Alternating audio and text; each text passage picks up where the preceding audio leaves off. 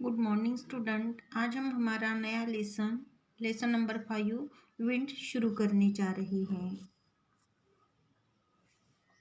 Starting में हमें यहाँ पर कुछ क्वेश्चंस दिए हैं। Can you tell, see outside the window of your classroom which objects are moving which are still. आप अपने क्लासरूम की विंडो से बाहर देखो, आपको वहाँ पर कौन से ऑब्जेक्ट्स मूव करते हुए दिखाई देंगे और कौन से ऐसे ऑब्जेक्ट्स हैं जो अभी भी एक ही जगह पर है। Which objects are moving on their own. अब जो ऑब्जेक्ट्स यहाँ पर मूव कर रहे हैं उनमें से कौन से ऐसे ऑब्जेक्ट्स हैं जो अपने आप मूव कर रहे हैं। Which objects are not moving on their own, why. Third question हमें दिया है कि इनमें से कौन से ऐसे ऑब्जेक्ट्स है कि जो अपने आप मूव नहीं कर रहे हैं, और अगर वो अपने आप मूव नहीं कर रहे हैं तो क्यों मूव नहीं कर रहे हैं। Through this questions make the students think of winds. अब इन क्वेश्चन को देखकर विंड्स के बारे में हम सोच सकते हैं। We feel the wind but can not see it. Wind जो होती है उसे हम क्या करते हैं, महसूस कर सकते हैं, लेकिन हम उसे देख नहीं सकते। When certain objects in our surroundings move we experience wind. जब हमारे सराउंडिंग में, जब हमारे आसपास के कुछ ऑब्जेक्ट्स हमें मूव करते हुए, हिलते हुए दिखते हैं, तब हम इस विंड को एक्सपीरियंस करते हैं। The movement of air is called wind. Why does air move. Air की जो मूवमेंट होती है उस एयर की मूवमेंट को विंड कहा जाता है। अब ये एयर क्यों मूव करती है, क्यों बहती है। एक हमें यहाँ पर एक्सपेरिमेंट दिया है। Get pair of students to do this, try this में एक एक्सपेरिमेंट दिया है। इस एक्सपेरिमेंट में 2 स्टूडेंट हमें चाहिए। Fold paper into 2 same sized roles.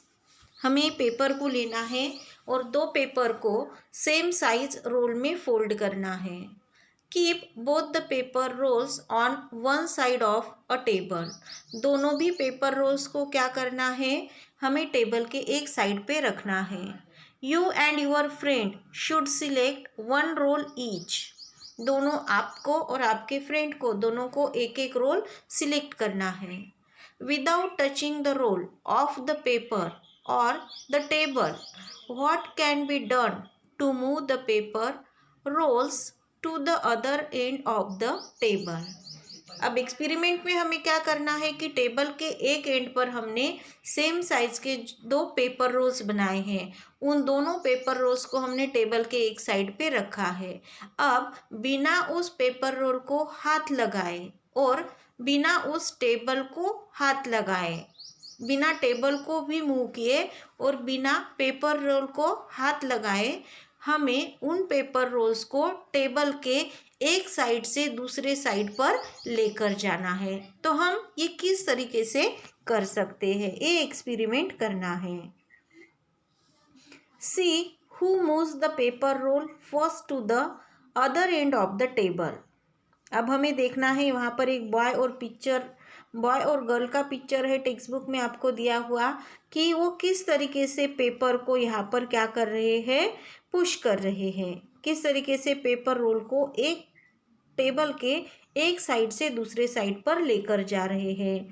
तो यहाँ पर जो गर्ल है वो क्या कर रही है, गर्ल जो है दूसरे एक ऑब्जेक्ट का यूज करके उस पेपर रोल को वो क्या कर रही है, हवा दे रही है, ताकि वो पेपर रोल अपनी जगह से दूसरे एंड की तरफ जाए। और जो बॉय है वो अपने मुंह से फूंक मारकर उस पेपर रोल को बिना हाथ लगाए एक जगह से दूसरी जगह पर लेकर जा रहा है। See who moves the paper roll first to the other end of the table. अब इन दोनों में से सबसे पहले पेपर रोल को टेबल के दूसरे एंड तक कौन लेकर जाता है। What could be the reason of the delay in making the rolls reach to the other end of the table. अगर बॉय सबसे पहले पेपर रोल को दूसरी साइड में लेकर जाता है, तो उस गर्ल को पेपर रोल दूसरी साइड में लेकर जाने के लिए डिले क्यों हुआ है, लेट क्यों हुआ है, इसके पीछे का रीज़न हमें देखना है, सर्च करना है। या फिर अगर गर्ल उस पेपर रोल को दूसरे एंड पे पहले लेकर जाती है तो बॉय को क्यों टाइम लगा है, ये हमें देखना है। What can we do to move the rolls to the other end of the table with a greater speed? अगर इन दो ऑप्शन को छोड़ के ऐसा कौन सा ऑप्शन है कि जिसे यूज करके हम उन पेपर रोल्स को और भी जल्दी से या ग्रेटर स्पीड से टेबल के दूसरे एंड तक लेकर जा सकते हैं। Can a bottle filled with water be moved to the other end of the table in this manner? अगर इन पेपर रोल की जगह पे हम पानी से भरी हुई एक आधी बॉटल रखेंगे तो क्या जिस तरीके से यहाँ पर पेपर रोल को लेकर जा रहे हैं एक एंड से दूसरी एंड की तरफ, क्या उसी तरीके से उस पानी से भरी बॉटल को भी लेकर जा सकते हैं? Can we use the same method that you tried for moving the paper rolls?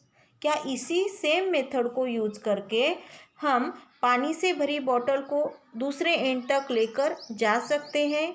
ऐसे कुछ क्वेश्चंस हमें यहाँ पर दिए हैं। अब ये सब कुछ प्रोसेस जो हमें दी है उसका जियोग्राफिकल एक्सप्लेनेशन भी नीचे दिया है। We have learned that the air pressure is not uniform across the earth's surface.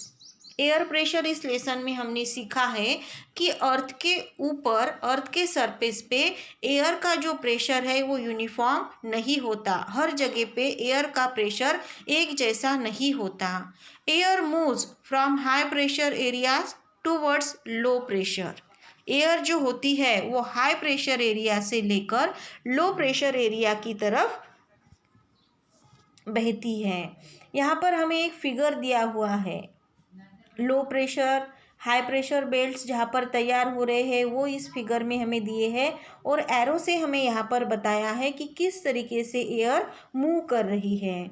अब ये जो फिगर है ये रेड